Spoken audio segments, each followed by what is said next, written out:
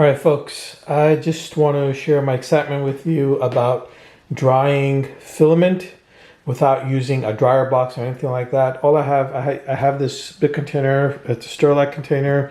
I'm in the USA. I got it at Walmart for like $7.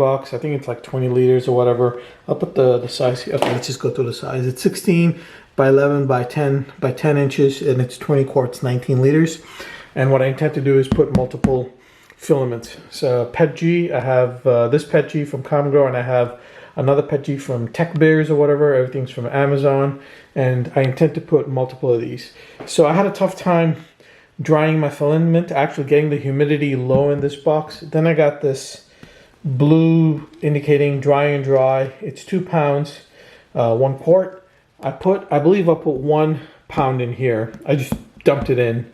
And by the way, I have this Hygrometer, thermometer / hygrometer, by the way, and it connects to this app. This is fantastic. It just uses 2 AA batteries. And look, I hope I can focus this though, but it went down from 55 down to 11 within a matter of minutes. So this was at, let's just say, before 5:30 p.m. and it's 5:45 p.m. So within 20 minutes, it went from 55% humidity down to 11% humidity. As you can see here, it's 11%, the temperature 60, and this bar went from wet, it was over here, this vertical bar, it went all the way to the dry. It can't go any drier than that. 11% is perfect humidity for the PETG filament, which I intend to print in my Ender 3v3. As you can see, I haven't put the filament in there yet, but I will. I'm also going to put this inside some other container instead of just leaving it out. My intention is to just leave the, instead of, by the way, I printed this. This is there's millions of prints, STL files to this, but I'm not going to use this anymore. I think I'll make bigger ones or wider ones. And instead of putting the desiccant inside this little container here, I figured out a way to have them dispersed throughout the entire, maybe in bigger containers, throughout the entire storage container. And again, my intention is to put maybe 1, 2, 3, 4 or 3 rolls of PETG. I also have the openings and things like that to get the filament out of here without opening the box. You probably have seen videos of that as well.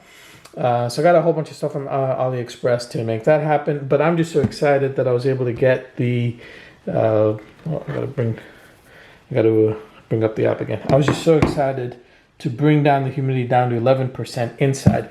By the way, this Hygrometer is excellent. I'm calling it Hygrometer because I forgot what it's called, but it's excellent. It is it keeps a memory of it and connects via Bluetooth to your phone, and you could see the history over time. So if the humidity, and you could also set alerts and things like that. If the humidity, let's say, goes up to like 40%, you can set up alerts.